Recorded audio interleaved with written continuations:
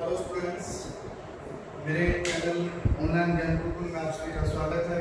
तो मैं आपके सामने क्लास 10 आपका जो साइंस विषय का सेकंड चैप्टर है जिसका नाम है एसिड्स, बेस एंड साल्ट्स, यानी अम्ल, क्षार और लवण, हम इनके बारे में पढ़ेंगे।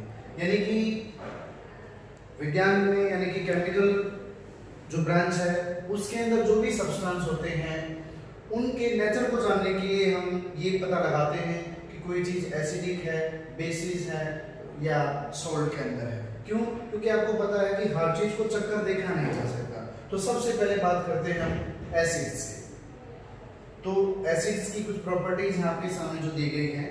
फर्स्ट है दीज आर शोर इन टेस्ट, कि वे स्वाद में खट्टे होते हैं, यानी कि उनका टेस्ट जो है वो खट्टा होता है। जो सेकंड फीचर है they turn blue litmus to red, यानी कि जब भी कोई भी एसिड सब्सटेंस है अगर उसके संपर्क में ब्लू लिटमस को लाया जाता है तो ब्लू लिटमस जो है रेड के अंदर कन्वर्ट हो जाता है। तो स्टूडेंट तीसरी जो मेन फीचर है जिसके इस दम पर हम एसिड की डेफिनेशन देते हैं वो है कि जो एसिड्स जब भी वाटर के अंदर डिसॉल्व होते हैं तो H+ आयंस प्रोड्यूस करते हैं, यानी कि acids produce H+ ions in aqueous solution, यानी पानी में घोलने के बाद जो है ना जो है हाइड्रोजन पॉजिटिव आयन जो है उनके एसिड्स के द्वारा प्रोड्यूस किए जाते हैं। तो फिर बात करते हैं एग्जांपल्स की।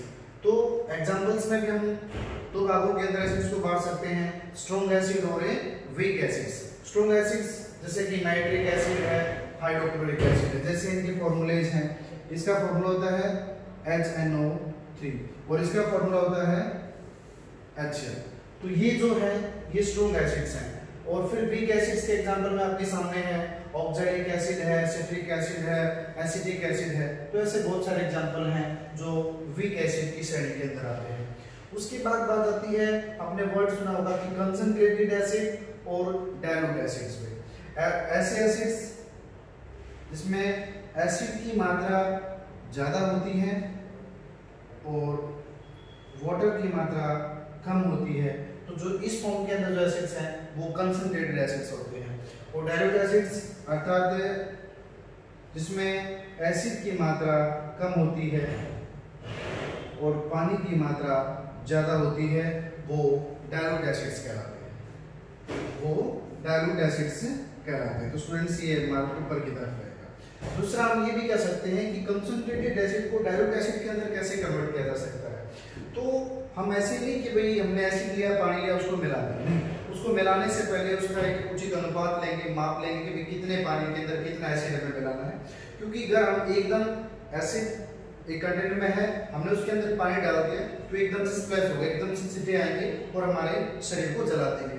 तो हमें धीरे धीरे क्या करना है कि बराबर मात्रा में कि भाई कितने एसिड के अंदर हमें कितना पानी डालना है वो लेकर के। तो ये जैसे इस कंटेनर है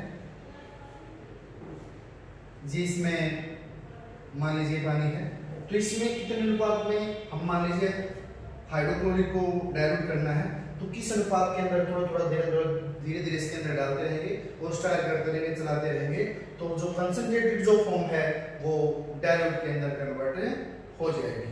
तो इसको हिंदी में सांद्रित अम्ल कहा जाता है, उसको हिंदी में तनुअम्ल कहा जाता है। तो इस प्रकार से कंसंट्रेटेड और एसिड, डाइल्यूट ये दो फॉर्म्स होते हैं। तो स्टूडेंट्स इसको एक बार राइट डाउन कर लीजिए।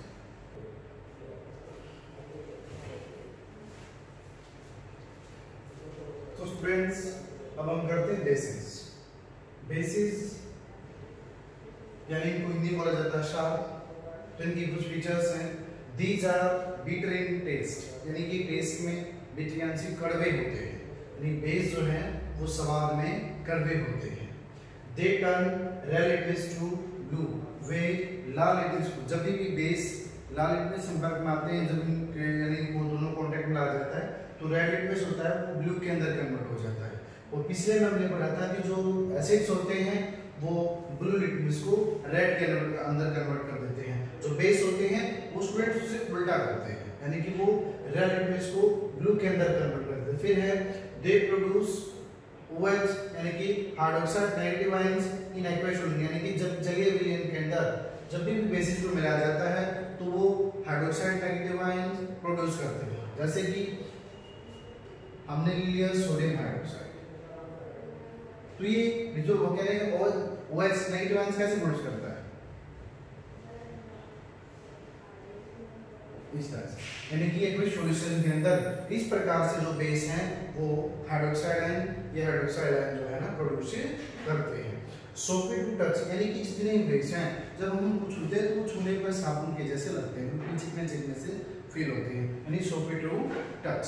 तो ये थी आपकी बेसिस की कुछ प्रॉपर्टीज। फिर आपके सामने है example. Strong bases, strong bases में है सोडियम हाइड्रोक्साइड जिसका फॉर्मूला है NaOH। उसके बाद है पोटेशियम हाइड्रोक्साइड जिसको रिएक्शन सूत्र है जिसका KOH। तो ये है स्ट्रॉन्ग बेसिस के एग्जांपल्स। उसके बाद आता है वीक बेसिस। वीक बेसिस में आपके सामने लिखा है अमोनियम हाइड्रोक्साइड जिसका फॉर्मूला है NH4OH। तो हम एक सिंपल सा उदाहरण लेते हैं कि वे अपने साबुन लेंगे।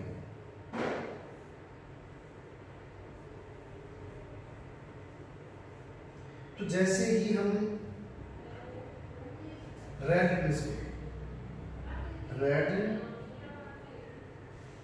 लिटमस को इसके संपर्क में इसको छुआएंगे तो जितने हिस्से तक चार्ज आएंगे तो ये जो है ब्लू के अंदर कन्वर्ट हो जाता है।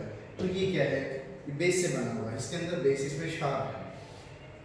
तो उसके बाद आते हैं एल्कलाइज।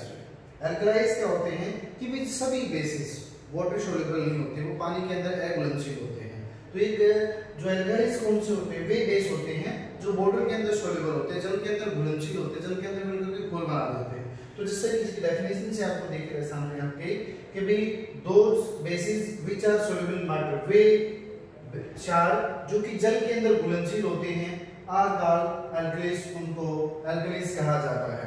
एग्जांपल आपको दिया गया है सोडियम हाइड्रोक्साइड। जैसा कि आपको पता है कि साबुन वगैरह सब पानी के अंदर घुल जाते हैं और साबुन किससे मिलकर बना होता है, सोडियम हाइड्रोक्साइड से। तो ये भी जल के अंदर घुलनशील है, तो ये जो बेस है वो एल्कलाइज की कैटेगरी के अंदर आता है। तो स्टूडेंट्स आप इसको एक बार राइट डाउन कीजिए।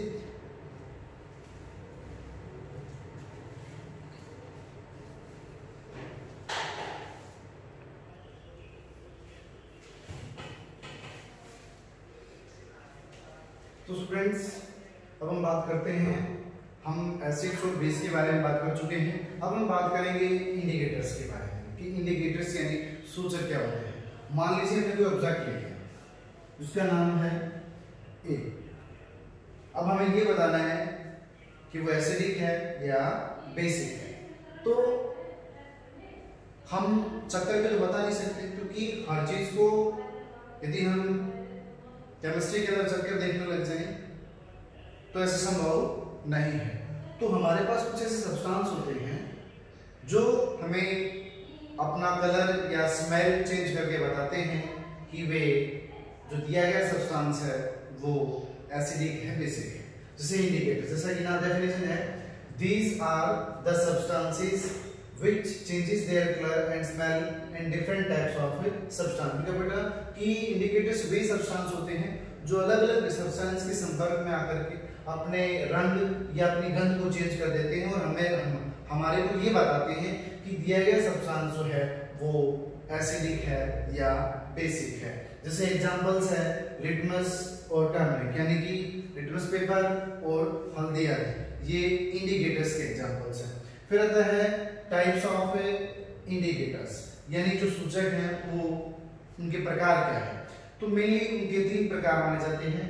फर्स्ट है नेचुरल इंडिकेटर्स, सेकंड है सिंथेटिक इंडिकेटर्स और जो थर्ड है वो है ऑल्फैक्टरी इंडिकेटर्स। तो हम पढ़ रहे हैं फर्स्ट नेचुरल इंडिकेटर्स यानी प्राकृतिक सूचक। तो क्या भाई those indicators found in nature are called natural indicators. तो क्या बेटा वे सूचक जो प्रकृति के अंदर पाए जाते हैं, जिनको हम पेड़ पौधों से तैयार करते हैं, वो नेचुरल इंडिकेटर्स कहलाते हैं। जैसे कि एग्जांपल आपके सामने दिए गए हैं लिटमस और टर्मरिक। लिटमस हमें लाइकेन नाम के पौधे से प्राप्त होता है, पेपर की फॉर्म के अंदर होता है। तो जब भी लिटमस जो है एसिड के संपर्क में आता है, यानी कि ब्लू लिटमस जब एसिड के संपर्क में आता है तो वो रेड में कन्वर्ट हो जाता है। देखिए जब यही रेड लिटमस पेपर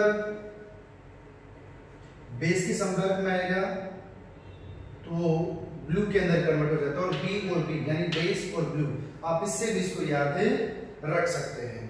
तो इनके जो कलर के अंदर जो चेंजमेंट होता है, कलर में जो परिवर्तन होता है, उससे पता चलता है कि दिया गया सब्सटेंस एसिडिक है या बेसिक, यानी कि वो एसिड उसमें प्रेजेंट है, कोई बेस प्रेजेंट है। उसके बाद टर्मरिक यानी कि हिंदी में इसको हल्दी कहा जाता है। अब इसका आपको पता है नेचुरल के कैसे होता है, पीला होता है। तो जब ये किसी एसिड के संपर्क में आता है तो इसका कलर वही रह जाता है, सेम एज इट इज रह जाता है। और जब हल्दी बेस के संपर्क में आती है तो उसका कलर रेडिश ब्राउन हो जाता है, रेडिश ब्राउन। तो ये थे हमारे सामने नेचुरल इंडिकेटर्स के एग्जांपल्स, और हमने देखा कि किस प्रकार ये अपने अंदर रंग परिवर्तन करके हमें दिए गए सब्सटेंस की नेचर को बताते हैं कि वो एसिडिक है या बेसिक है। तो स्टूडेंट्स, अगला बनता है सिंथेटिक इंडिकेटर्स, और जो थर्ड टाइप है वो है ओल्फैक्टरी इंडिकेटर्स। तो वे हम आपको अगले वीडियो में पेश करेंगे। तो स्टूडेंट्स, आज का लेक्चर यहीं तक था। तो मैं उम्मीद करूंगा कि आपको ये लेक्चर कुछ मदद करेगा, आपको नया सीखने में, कुछ प्रॉब्लम्स आपकी रही हैं उनको क्लियर करने में। स्टूडेंट्स, यदि आप इस चैनल पर पहली बार आए हैं तो चैनल को सब्सक्राइब करना ना भूलें, और वीडियो को लाइक और शेयर करें अपने अदर्स फ्रेंड्स के साथ। Thanks a lot.